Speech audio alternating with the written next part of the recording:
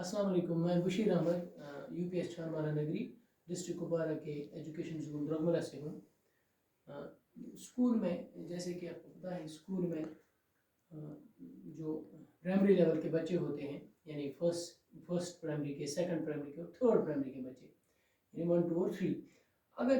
उनको उनकी राइटिंग हमें इम्प्रूव करनी होगी, वो हम कैसे करा सकते हैं? हम ऐसा कर सकते हैं कि स्लेट्स, पहले स्कूल्स में स्लेट्स इस्तेमाल हुआ करते थे, आजकल स्लेट्स का इस्तेमाल कम ही होता है। स्लेट हम लाएंगे, अगर आपके पास अवेलेबल है तो उस पर हम किसी एनिमल की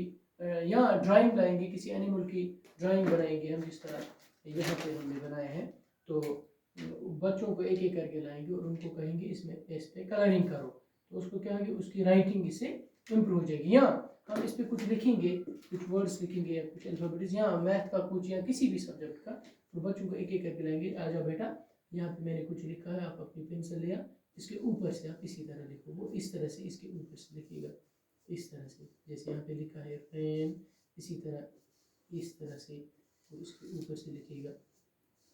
इस तरह से। इसी तरह से फिर हम इसको साफ कर सकते हैं, फिर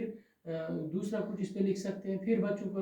एक एक करके लाएंगे और वो फिर से इस पे प्रैक्टिस करेंगे। तो इससे क्या होगा, उन छोटे बच्चों की जो राइटिंग स्किल है वो इम्प्रूव हो जाएगी और उनको आदत हो जाएगी लिखने की भी, और यानी जिसको हम कहते हैं राइटिंग हैबिट, वो और साथ साथ में वो रीडिंग का भी उनको क्लियर हुआ। इसी तरह से अगर हमें प्राइमरी में कंसेप्ट ऑफ जो क्लॉक होता है वो बच्चों को सिखाना है कि हम कंसेप्ट ऑफ क्लॉक कैसे बच्चों को क्लियर कर सकते हैं, तो हम ये कहेंगे क्लासरूम के बाहर ले जाएंगे बच्चों को और ज़मीन पे एक बड़ा सा सर्कल बनाएंगे, और सर्कल पे हम जिस तरह में यहाँ पे इस बोर्ड पे लिखा है मैंने,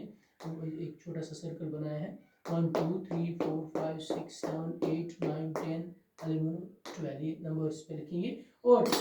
बच्चों को एक लाइन में खड़ा करेंगे और बच्चों को कहेंगे, बच्चों ये है, बीच में मैंने जो 2 नीडल्स रखी है,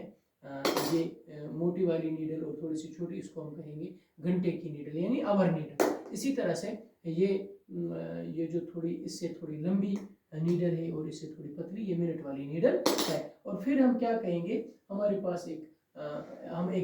जैसे मैं आपको दिखाऊंगा, एक बॉक्स लाएंगे और बॉक्स में हम कहेंगे इसमें कुछ स्लिप्स भर देंगे। स्लिप्स पे हम छोटी छोटी स्लिप्स बनाएंगे, इस पे लिखेंगे 1 o'clock 2 o'clock 3 o'clock 4 o'clock 5 o'clock 6 o'clock। तो हम क्या करेंगे, इस बॉक्स में रखेंगे और बच्चों को कहेंगे बेटा आप एक लाइन बना, तो हम ये जो लाइन में पहला बच्चा होगा ये बॉक्स उसके हाथ में देंगे और उसको कहेंगे पास ऑन कर दो, और ये पास ऑन होती होती ये बॉक्स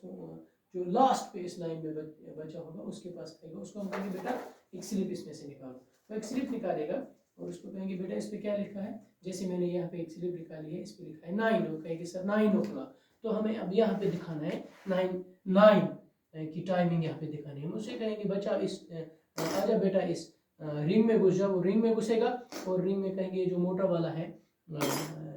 आवर वाला जो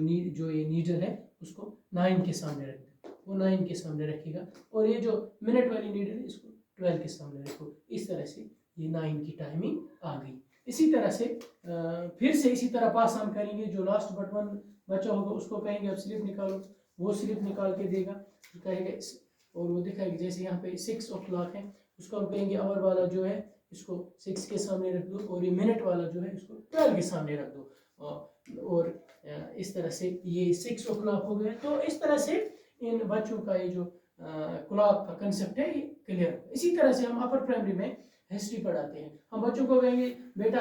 सोशल साइंस ऐसा होता है या हिस्ट्री ऐसी होती है जो हमारे पास में हुआ है। तो हम ये भी कर सकते हैं अपने हैबिटेशन में, अपने मोहल्ले में, गांव में